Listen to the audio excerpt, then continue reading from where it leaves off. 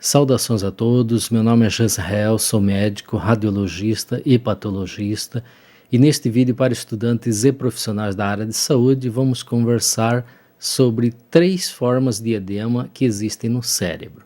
Então o cérebro é um órgão completamente diferente dos outros, um órgão especial, e nele existem 3 formas diferentes de edema. Um é o edema intracelular ou citotóxico.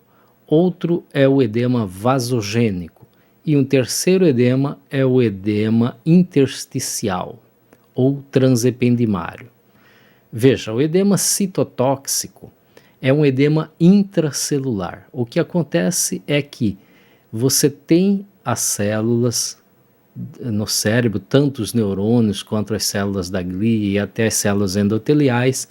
Todas as células têm uma membrana celular, e nessa membrana celular existem proteínas que atravessam essa membrana, proteínas que funcionam fazendo transporte através dessa membrana.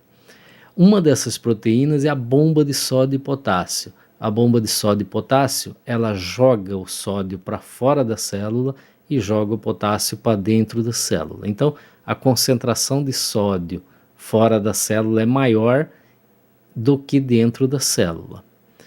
O problema é que, se por um motivo ou outro essa bomba parar de funcionar, por exemplo, se não houver energia para que essa bomba funcione, já que ela usa energia para fazer esse transporte e ela retira essa energia do ATP, então, por exemplo, se você não fornecer oxigênio, não vai ter ATP e essa energia não vai ser produzida. Então a bomba vai parar de funcionar.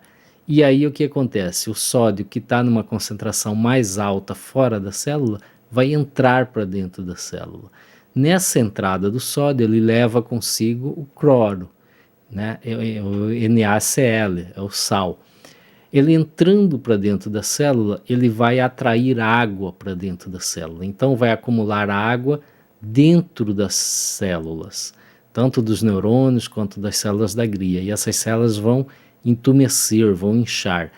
Haverá, portanto, um edema intracelular, é denominado edema citotóxico. Esse edema acontece, por exemplo, no AVC isquêmico, esse edema acontece, por exemplo, nas hipoglicemias, esse edema acontece, por exemplo, nas encefalites, e tem várias outras causas de edema citotóxico. Qualquer coisa que faça com que a bomba de sódio e potássio pare de funcionar vai levar esse afluxo de água para dentro das células e fazer um edema citotóxico.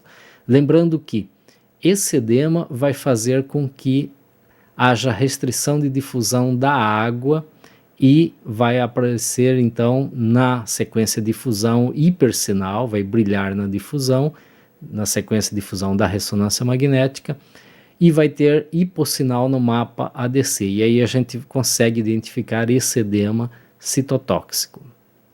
O outro edema que existe no cérebro é o edema vasogênico. O edema vasogênico é em decorrência do aumento da permeabilidade dos capilares. Esse aumento de permeabilidade pode ser por vasodilatação, pode ser por lesão dos capilares, pode ser capilares defeituosos, por exemplo, na vascularização tumoral. Tem várias causas, né? Os processos inflamatórios, infecciosos, desmielinizantes, neoplásicos, todos eles, de uma forma ou de outra, aumentam a permeabilidade dos capilares. Aí aumenta o extravasamento de líquido de dentro dos capilares para o espaço intersticial, para o espaço intercelular. Esse é o edema vasogênico. Ele tem uma característica que ele se acumula na substância branca e ele não consegue entrar para o córtex. Ele é barrado pelo neurópilo, que forma o córtex. Então é um edema que vai aparecer na substância branca e vai ter um aspecto digitiforme, porque ele chega e para no córtex, não consegue atravessar o córtex. O outro aspecto é que ele não vai restringir a difusão da água, porque ele aumenta o espaço intersticial. Então, você não terá restrição de difusão da água no edema vasogênico. O terceiro edema, a terceira forma de edema cerebral é o edema transependimário ou intersticial. você tem esse edema quando você tem uma hipertensão licórica, por exemplo, numa hidrocefalia aguda. O líquor é produzido pelo plexo coroide nos ventrículos, principalmente os ventrículos laterais e terceiro ventrículo, e um pouco também no quarto. Ele é produzido e aí ele é drenado, ele desce, vai para o espaço subaracnoide, sobe e é drenado pelas granulações aracnoideas.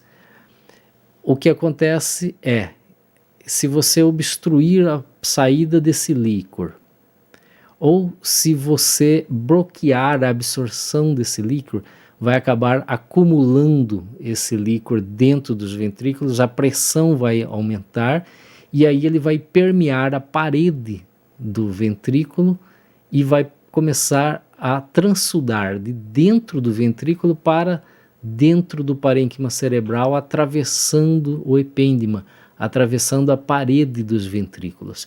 Esse é denominado edema transependimário, porque passa através do epêndima, que é a membrana que reveste internamente os ventrículos, ou intersticial, porque ele sai direto para o interstício a partir dos ventrículos.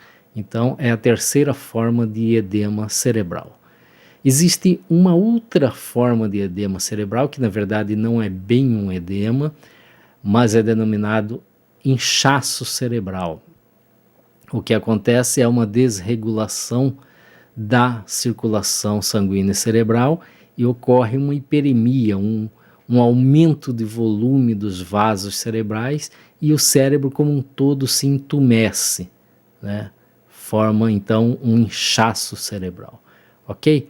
Mas edema cerebral, classicamente, são esses três: edema citotóxico, edema vasogênico e edema transependimário.